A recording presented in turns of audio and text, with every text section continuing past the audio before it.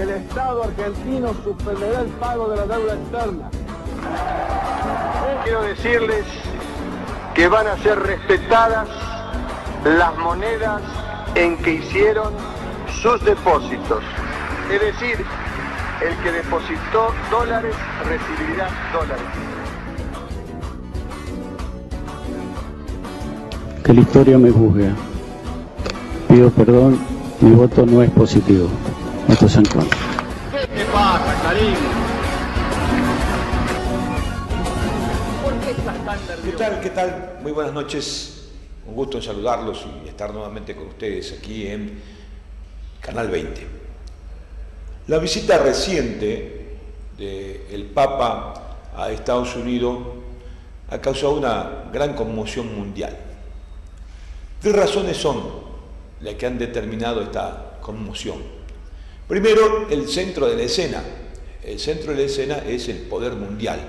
Nadie duda de que Estados Unidos es el centro del poder occidental, no solamente por el gran país que es Estados Unidos, sino por la fuerza militar que tiene, apoyada siempre desde el punto de vista democrático por cualquiera de las políticas de Estados que cualquier presidente lleva adelante. Estados Unidos es expansionista y es beligerante, por lo tanto eso no hay que dejarlo de lado en razón del poderío de Estados Unidos. Y después el gran poderío económico es el que regula el precio de los granos, el precio del petróleo, la industria, a través de este componente económico que es el dólar.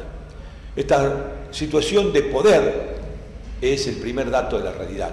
Es decir, el Papa fue al centro del poder mundial y desde luego ha causado esta conmoción por estar allí.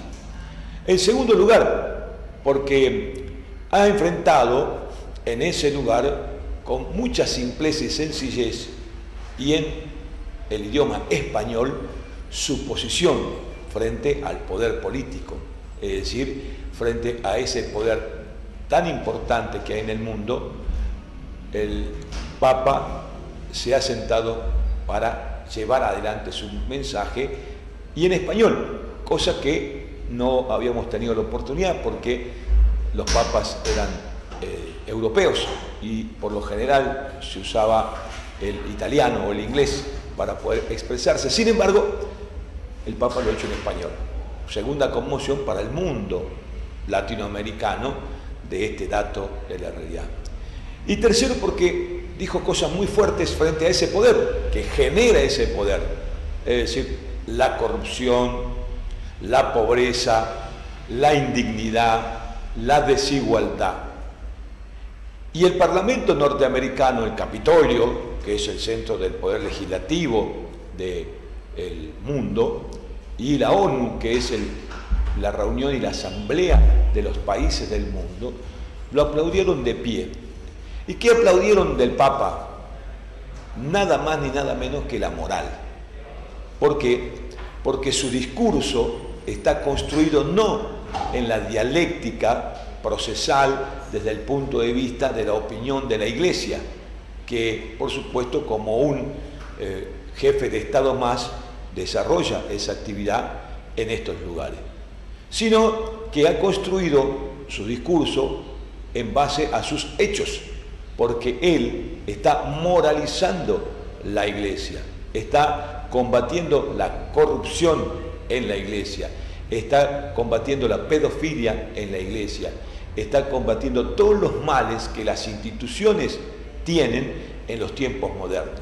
Y entonces cuando un hombre habla no desde la dialéctica, no desde el proceso diplomático, no desde la realidad como jefe de Estado, sino habla plausiblemente sobre los hechos que él mismo desarrolla como jefe de la Iglesia Católica, que es la moral, entonces esa moral es la que sin lugar a dudas asombra. ¿Por qué? Porque ahí está instalado el tema. Primero mi institución, primero mi religión, primero el papado y después, en base a esa acción que el Papa va determinando como lineamiento de su política como jefe de Estado del Vaticano, la promueve hacia afuera.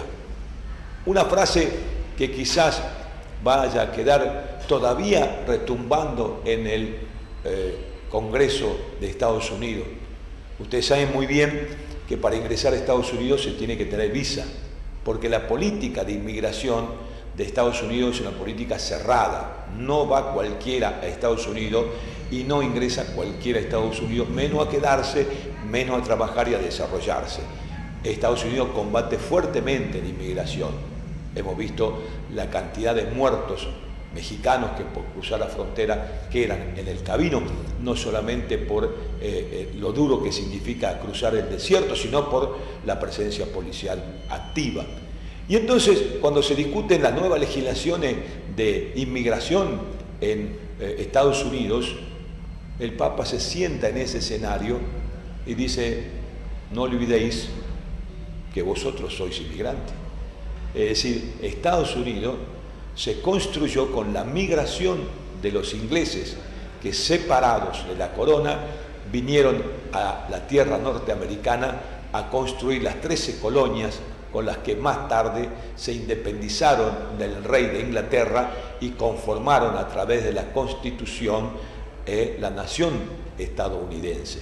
Y en ese centro de la escena, con su moral a cuesta de los hechos primeros para adentro de su propio Estado, el Estado Vaticano, con un discurso hacia afuera, recomendando la reflexión, nada más ni nada menos que al propio Capitolio de los Estados Unidos, el Papa señala con gran moral el tema de la inmigración. En definitiva, lo que ha causado el Papa en Estados Unidos tiene que ver con un liderazgo muy importante en la región, de un hombre que avanza no solamente en el discurso, sino en la acción muy fuerte respecto de la resolución de los problemas y los conflictos que atañen a esta parte del mundo. El narcotráfico en Colombia, la inmigración en Estados Unidos, el bloqueo con Cuba y, por supuesto, sin lugar a dudas, la pobreza en el Cono Sur.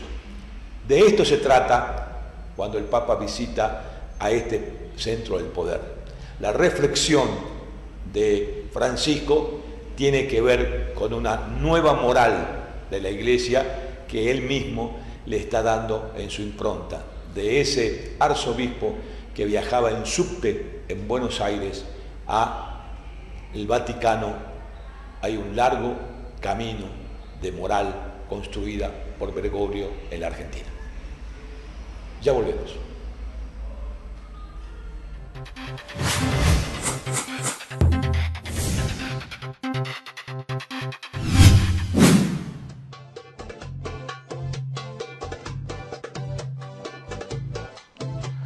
Si pensás renovar tu auto, la mejor opción, José Mateo Automotores. Motos, cuatriciclos, náutica, kayak irrompible. Tu consulta no nos molesta. Nuestra dirección es Adolfo Güemes 43, teléfono 421-9404. Nuestro mail es jmautomóviles@hotmail.com.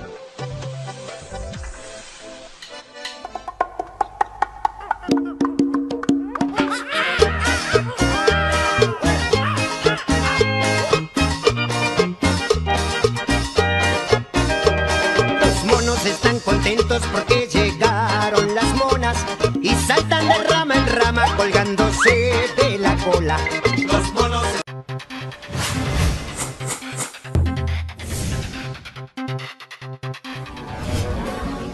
En primer lugar, anuncio. Continuamos en nuestro programa Siglo XXI por Canal 20 y vamos a hablar varios temas con el concejal Gastón Galíndez, porque él tiene una actividad muy importante y ha tenido. Se está cerrando un ciclo en el Consejo Deliberante de la ciudad de Salta, se está abriendo un nuevo ciclo político y él es un partícipe activo de las políticas del intendente municipal dentro del Consejo Deliberante y, por supuesto, de cara a la sociedad. Y vamos a hablar diferentes temas que tienen que ver con su actividad del Consejo, pero también, por supuesto, de la política, que es tan importante, porque aquí está un poco más de la mitad de la población salteña. Concejal, un gusto en saludarlo. Buenas noches, ¿cómo está? ¿Qué tal? Buenas noches, gracias por invitarme. Bueno, ¿cómo está la ciudad al fin del mandato de Miguel Isa? Bueno, una ciudad obviamente con mucha demanda, una ciudad que incrementa en los últimos 10 años de manera exponencial la cantidad de habitantes, incrementa el parque automotor, incrementa la actividad comercial, y esto obviamente necesita de mucho avance desde el punto de vista de la gestión del Estado. Y vos fíjate que se pudo avanzar en cuestiones vinculadas no solamente al alumbrado, barrido y limpieza, de pasar de una ciudad con 15.000 luminarias a una ciudad con más de 40.000 luminarias encendidas constantemente.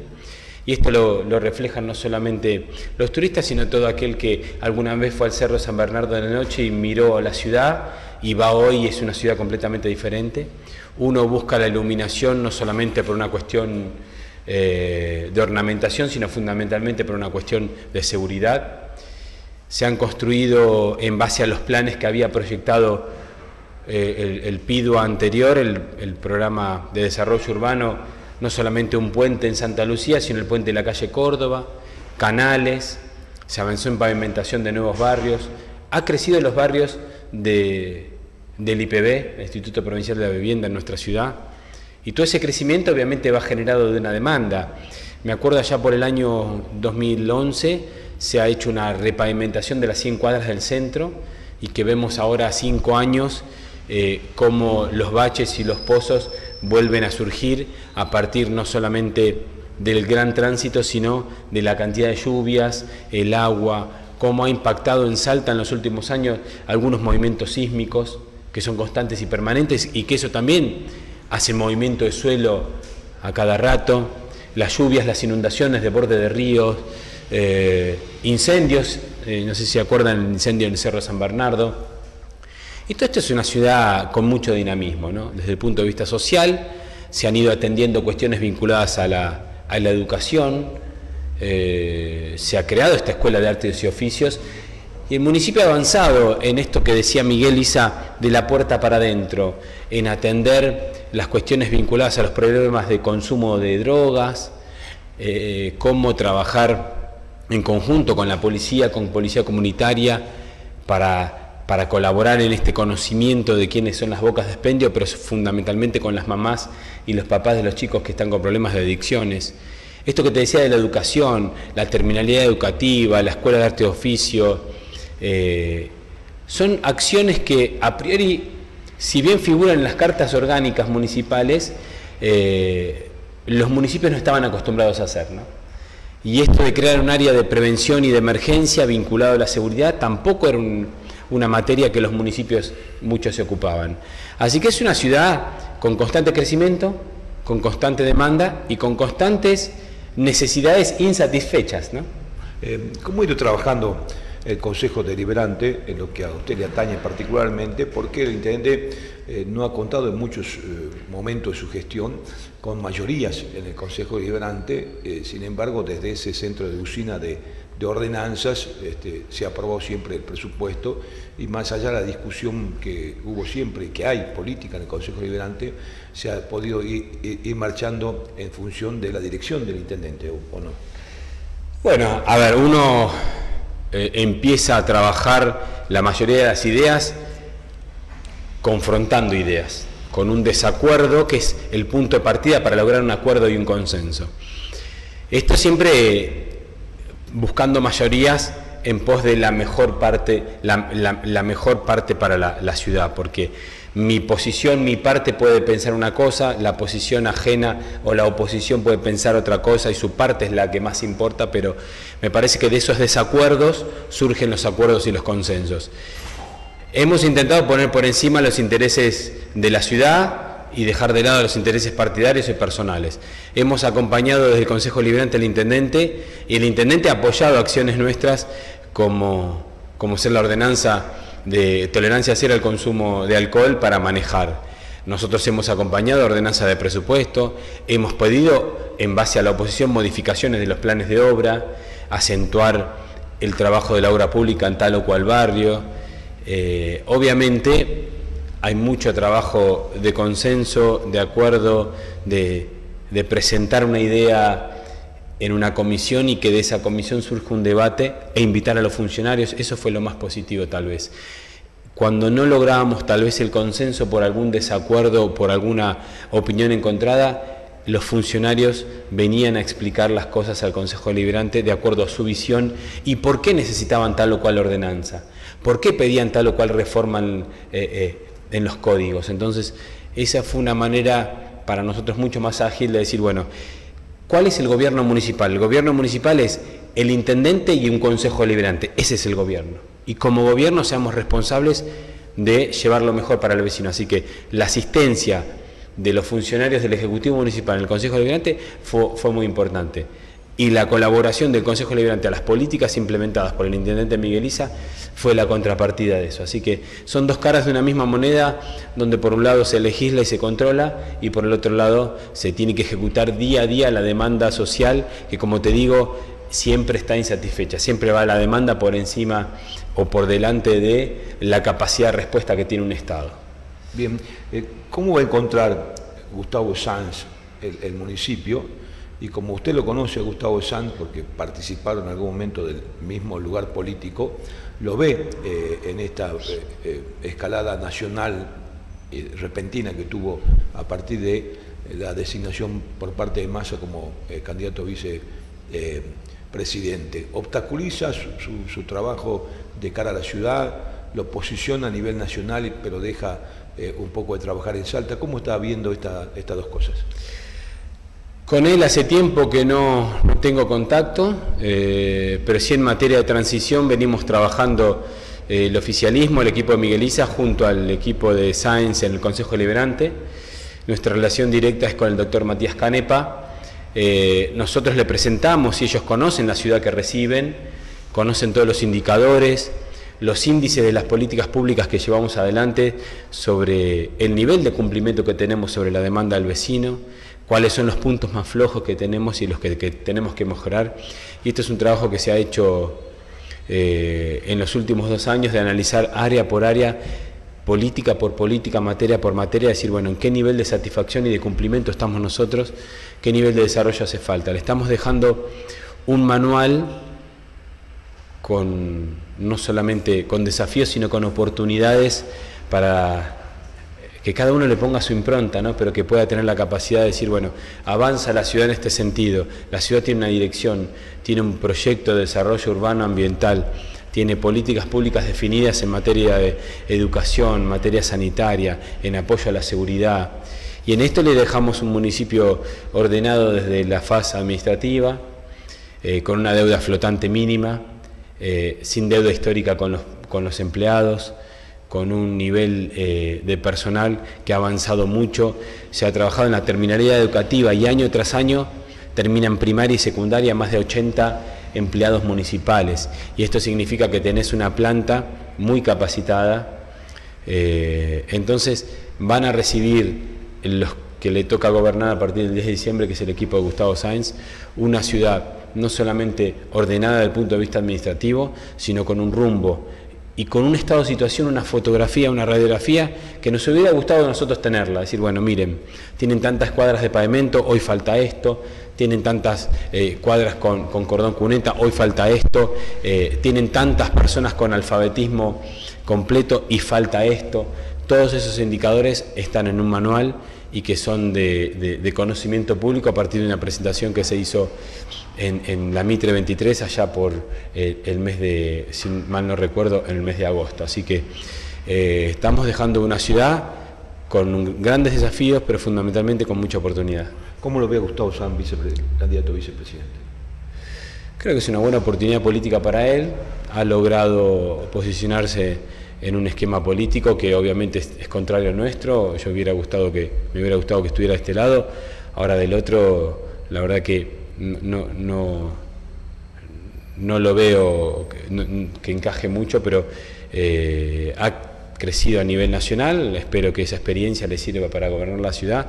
Nosotros esperamos que el intendente de la ciudad pueda superar las gestiones anteriores, mejorar en lo que tiene que ver con el compromiso con el ciudadano, con hacer una democracia mucho más participativa. El desafío que viene, Marcelo, tiene que ver con 2 variables que yo las voy a decir de una manera un poquito técnica, pero que el vecino le va a saber entender. Ambiente y seguridad. El ambiente como un derecho humano donde realizarme y realizar las actividades sociales, laborales, educativas. Y para esto hace falta seguridad. Hace falta seguridad desde el punto de vista de la tranquilidad de poder salir de mi casa en la mañana a trabajar, que mis hijos vengan de noche de estudiar, poder ir a la plaza a recrearme, a tener un espacio acorde a mi vida social y poder tomar mate en la vereda. Esto tiene que ver, ¿no?, con un ambiente sano, un ambiente puro, un ambiente limpio, y que este control de la ciudad colabore con la seguridad, ¿no? Así que me parece que ese es el gran desafío. Nosotros venimos trabajando esta materia con el intendente Miguel Isa y le estamos dejando herramientas claras al nuevo intendente a través del trabajo con su equipo de transición, encabezado por el doctor Matías Canepa, y esperemos que lleven adelante estas acciones porque es la demanda del presente y del futuro, ¿no? ¿Cómo está el proceso electoral de octubre en la ciudad capital de Salta? Habida cuenta que, si bien es cierto, el frente gobernante con la presencia de Urtubey ha ganado en la capital, pero no así en materia legislativa, que le ha costado al oficialismo siempre llevarse la victoria. Sí, acá hay una clara convicción de la gran mayoría, entiendo por lo que vengo conversando y militando en cada uno de los barrios. De hecho, estoy a cargo de una zona de la ciudad, que es la zona este, pero camino toda la ciudad y hay una firme convicción de los vecinos de apoyar a Scioli presidente. Eso la verdad que nos reconforta porque sabemos que hay un camino trazado y que el camino que viene es el camino del desarrollo, el camino donde las oportunidades de inclusión de aquel entonces de llevar un plato de comida hoy son avanzar en más oportunidades, en más derechos. Desde el punto de vista legislativo, nosotros tenemos una propuesta de compañeros que son muy competitivos, que tienen mucha capacidad, tanto Javier David como Pablo Cosiner, experiencia en el ámbito legislativo los dos, en el ámbito ejecutivo. Creo que le va a hacer muy bien a Salta este grupo de legisladores, más que nada con la experiencia ya en ese ámbito de Pablo Cosiner al ser vicepresidente del bloque a nivel nacional.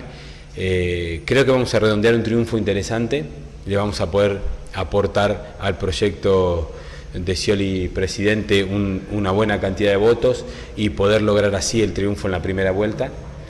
Creo que de eso ya no quedan dudas.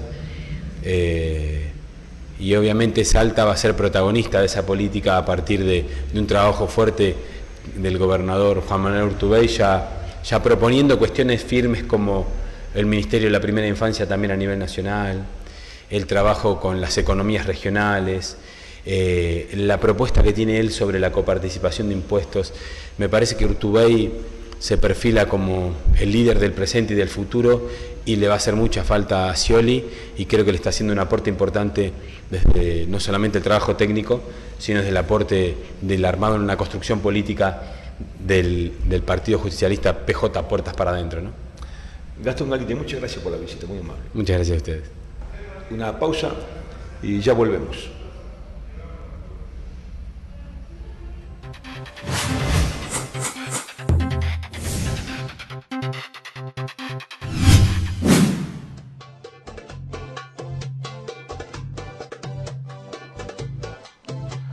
Si pensás renovar tu auto, la mejor opción, José Mateo Automotores. Motos, cuatriciclos, náuticas, kayak irrompible. Tu consulta no nos molesta. Nuestra dirección es Adolfo Güemes 43, teléfono 421-9404. Nuestro mail es jmautomóviles@hotmail.com.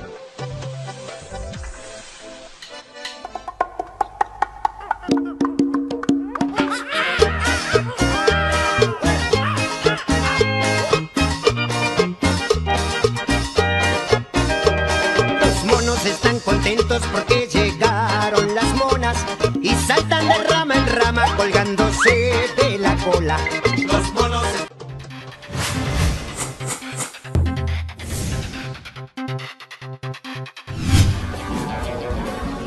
En primer lugar, anuncio. Continuamos en nuestro programa Siglo XXI y sobre este tramo final del año. La Cámara de Diputados continúa y avanza en distintos y diferentes proyectos que tienen que ver con la legislación hacia la sociedad y mejorar en muchos casos la calidad de vida de los ciudadanos. Y hay un tema muy importante en los últimos tiempos, que es el cambio climático y el ambiente, el cuidado del ambiente, que bueno, tan descuidadamente a partir de la revolución industrial de 1760 se ha dado en este tiempo. El hombre ha descuidado el planeta. Bueno, hoy hay urgencia por todos los medios internacionales y los institutos internacionales de tratar de mitigar los efectos del cuidado del medio ambiente. Y entre estas situaciones, la diputada Irene Soler ha presentado un plan de forestación en toda la provincia, no solamente en el municipio, sino en la ley impulsada en este sentido y en esta dirección, y le hemos invitado para que hablemos un poquito de este tema y su proyecto. Diputada, ¿cómo le va? Buenas noches, un gusto saludarla. Hola, ¿qué tal, Marcelo? ¿Cómo estás? ¿Qué sentido tiene este proyecto? Bueno, como vos decías, es importante los cambios que estamos viendo a nivel clima en el planeta. Está aumentando la temperatura y se calcula que Salta y la región noroeste en general va a ser una de las regiones del planeta que más va a sufrir el cambio climático, es decir, la que más se va a calentar. Entonces, hay muchísimas cosas que se pueden hacer, muchísimas medidas que se están tomando para esto, pero lo real es que nosotros podemos hacer algo en las ciudades, ¿no? Las ciudades van a sufrir mucho este cambio climático, vamos a sufrir grandes cambios de temperatura. Y ya lo estamos viendo, este año, por ejemplo, prácticamente no hemos tenido invierno. ¿Cómo logramos reducir la temperatura en las ciudades? Plantando árboles. Y nosotros entonces hemos presentado un proyecto de ley que ahora tiene media sanción en la Cámara de Diputados y que apunta a desarrollar y fomentar el arbolado urbano, el arbolado en las ciudades. ¿Y cómo lo hacemos? Nosotros pensamos que la provincia tiene una herramienta fundamental que es la educación, ¿no? Entonces nosotros vemos que no hay conciencia de los beneficios que tiene el arbolado público y por lo tanto por eso vemos mucha destrucción de parte de vecinos que por supuesto lo hacen desde el desconocimiento, pensamos. Entonces nosotros creemos que desde la escuela se tienen que iniciar o incluir contenidos que tengan que ver con esto, valorar los árboles, valorar los beneficios y las funciones que cumplen los árboles, que son muchísimas. No solamente es reducir la temperatura en una ciudad, y eso se puede comprobar fácilmente con un termómetro. Uno mide la temperatura en una calle arbolada y en una calle que no está arbolada y cambia siempre por lo menos 4 grados. Sino que también tiene muchísimos otros beneficios como purificar el aire, como hasta beneficios psicológicos tiene el arbolado público en un ciudadano. Entonces, nosotros creemos que eso hay que enseñarlo en la escuela. Y no solamente en la escuela, sino también iniciar desde la provincia campañas de concientización sobre el tema. Eso es por un lado. Por otro lado, lo que nosotros hemos propuesto es que exista un fondo para desarrollar en los municipios el arbolado público, que lo distribuya la provincia, pero que estos fondos solamente lleguen a los municipios siempre que estos presenten planes de forestación y los cumplan anualmente para poder acceder a nuevos fondos. Esos son básicamente los puntos más importantes del proyecto. También lo que hemos incluido aquí es que siempre el Estado realice estas forestaciones con árboles nativos. Esto es muy importante y estuvo en la Cámara de Diputados una bióloga explicando la importancia de plantar árboles nativos. ¿Por qué? Plantar árboles exóticos, que no son de aquí, genera problemas en, por ejemplo, las yungas. Hoy hay árboles que son plaga en las yungas y que generan un gran desequilibrio ecológico. Y uno se pregunta, ¿cómo puede ser que un árbol que se planta en una ciudad genere problemas en las zonas selváticas o bosques de la provincia? Y es así porque las semillas son trasladadas por el viento, por los pájaros, etcétera, y terminan en estas zonas que queremos conservar.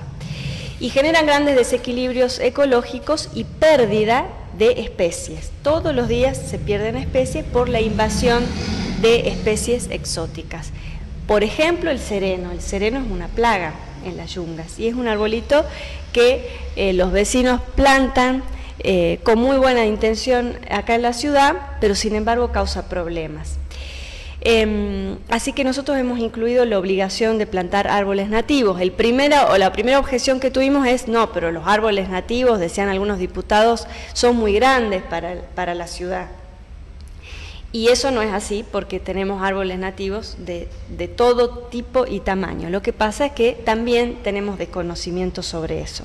Así que bueno, estos son los puntos más importantes del proyecto. Nosotros hemos logrado, después de mucho trabajo, les cuento porque hemos tenido que conversar y convencer a muchos diputados, claro, que decían, no, esto es de dominio municipal. Pero ¿qué pasa? Las provincias que han logrado un importante arbolado público como Mendoza, siempre lo han hecho desde una política pública provincial.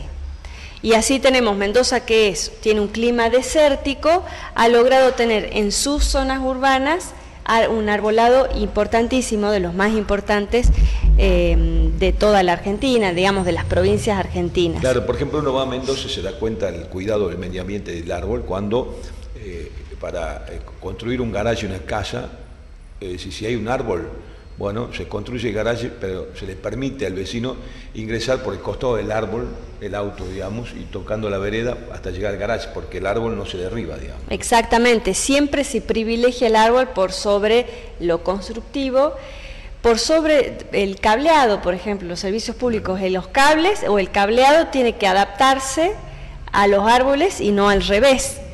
De todas maneras, ellos sí han tenido una política muy importante de soterrar el cableado, que eso es también importante, no solamente en cuanto al arbolado público, sino también en zonas sísmicas. Mendoza es una zona sísmica, pero Salta también.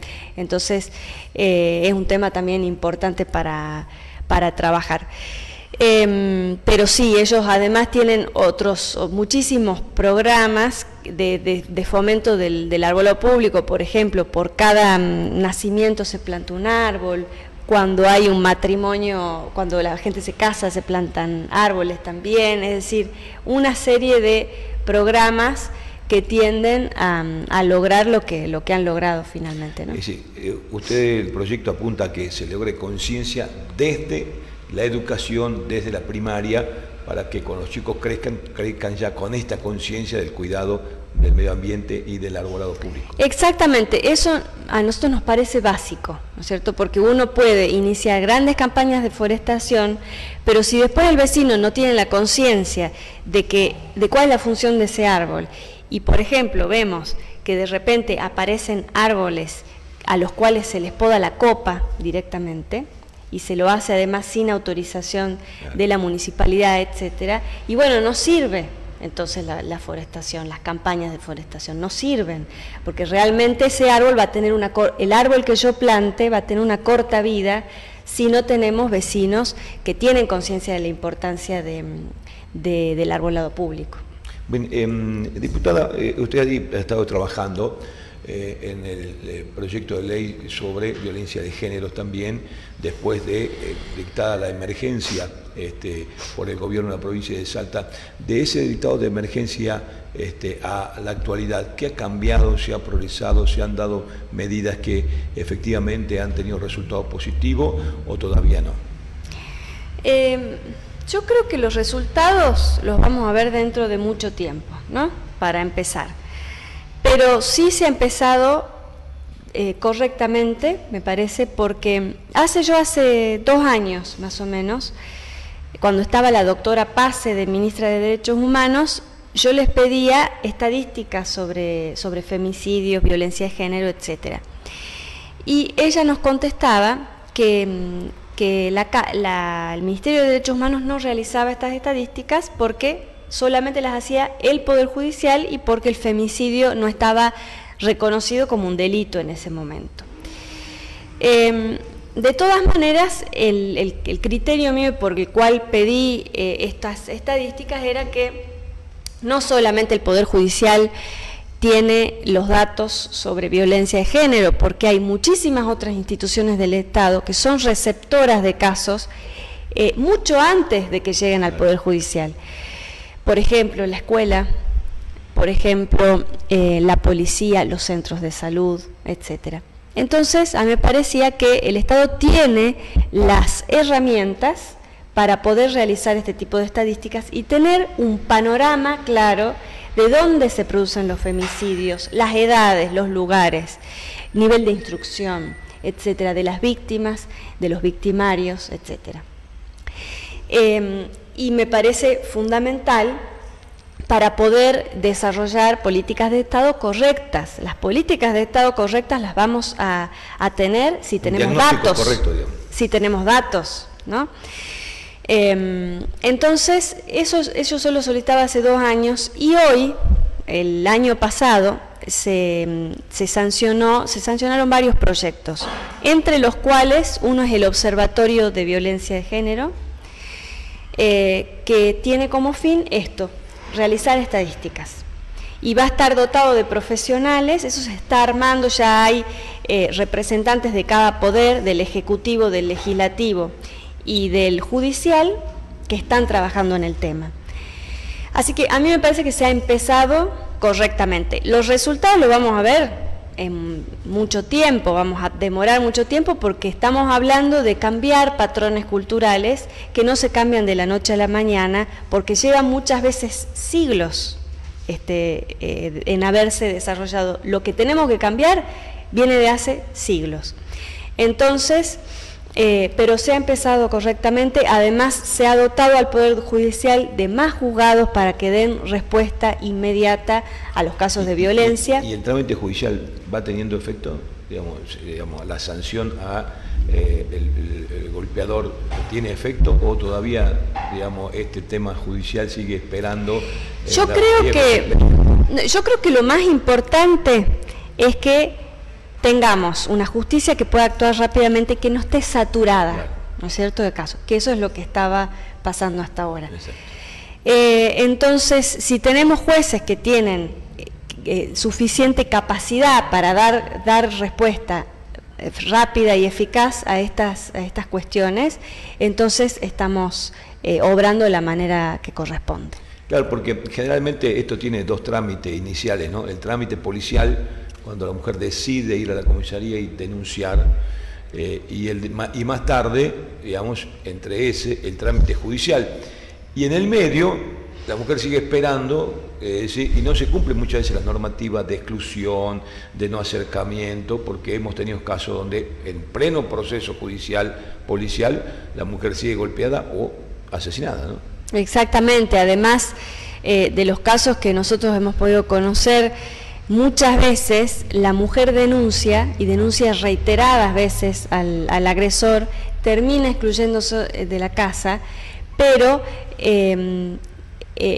no tiene, si pide una custodia, la custodia es por unos días, no pueden durante años custodiar a una persona. Entonces ahora se ha dotado a los casos, a este tipo de casos, de botones antipánico para que la mujer pueda avisar con rapidez a la policía y pueda acudir.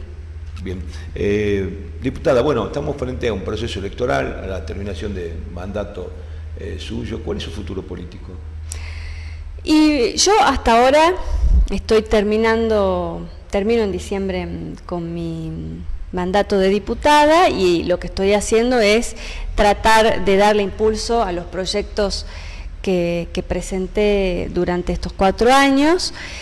La verdad que estoy contenta porque hace una semana se aprobó el proyecto del Fondo de Arbolado Público, así que, y eso aunque no parezca, la verdad que cuesta mucho porque hay que convencer a muchos diputados, somos 60 diputados. Sin importancia, sin embargo lo es. No, pero además lo que pasa es que obviamente siempre hay cosas más urgentes, más inmediatas, y cuando nosotros planteamos proyectos de este tipo estamos hablando del futuro, estamos hablando de lo que va a pasar con las generaciones futuras. Entonces hay que darle mucho impulso, y son 60 diputados, cada uno tiene su iniciativa, su proyecto, entonces hay que convencerlos. Hace poco presenté un proyecto que tiene que ver con el uso de las bicicletas, el uso de bicicletas en el Parque Bicentenario, y lo que propuse es un proyecto de préstamo gratuito de bicicletas a cambio del DNI, y me parece que se puede empezar por el Parque Bicentenario porque es un lugar donde acuden familias. Las bicicletas son caras y muchas veces no hay recursos para que toda una familia tenga bicicletas, por lo tanto me parece que sería muy bueno que en ese parque, a donde es un lugar donde se va a hacer deportes, esparcimiento, etcétera, se pueda contar con préstamo de bicicletas gratuito. Y la verdad es que de lo que nosotros conocemos, la policía, por ejemplo, tiene grandes galpones llenos de bicicletas que muchas veces nadie reclama, entonces se podría empezar usando los recursos que con los que ya se cuenta. Y eso para empezar como un primer paso para que exista en las zonas urbanas de Salta estos sistemas de préstamos gratuitos de bicicletas. Hay en otras provincias de la Argentina este sistema, y la verdad que funcionan bastante bien y funcionan como un estímulo para que la gente haga uso de este tipo de medios de transporte y desalentar el uso de transportes contaminantes. Bien, ¿y qué va a hacer después del 10 de diciembre? Y no tenemos nada concreto todavía, pero bueno, seguir trabajando en política seguramente. ¿Va a seguir en política? Sí. Ahora estamos apoyando la candidatura del candidato a presidente Scioli y de Javier David como candidato a diputado nacional, y bueno, en eso estamos también desarrollando esa campaña. ¿Y cómo marcha la campaña? Y marcha muy bien, la verdad que tiene muy buenas perspectivas. Nosotros creemos que Scioli va a ganar, y va a ganar en primera vuelta. En Salta va a tener mejores resultados que el resto del país, así que bueno, las perspectivas son buenas. Diputada, muchas gracias por la visita. Bueno, muchísimas gracias, Marcelo, por invitarme. Una pausa y ya volvemos.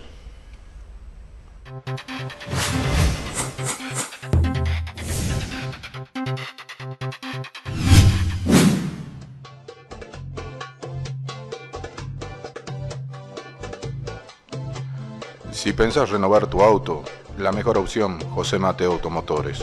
Motos, cuatriciclos, náuticas, kayak irrompible. Tu consulta no nos molesta. Nuestra dirección es Adolfo Güemes 43, teléfono 421-9404. Nuestro mail es jmautomóviles@hotmail.com.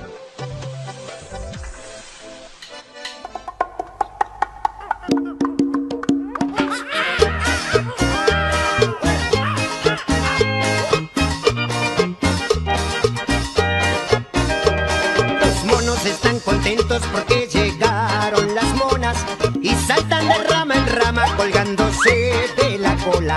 Los monos.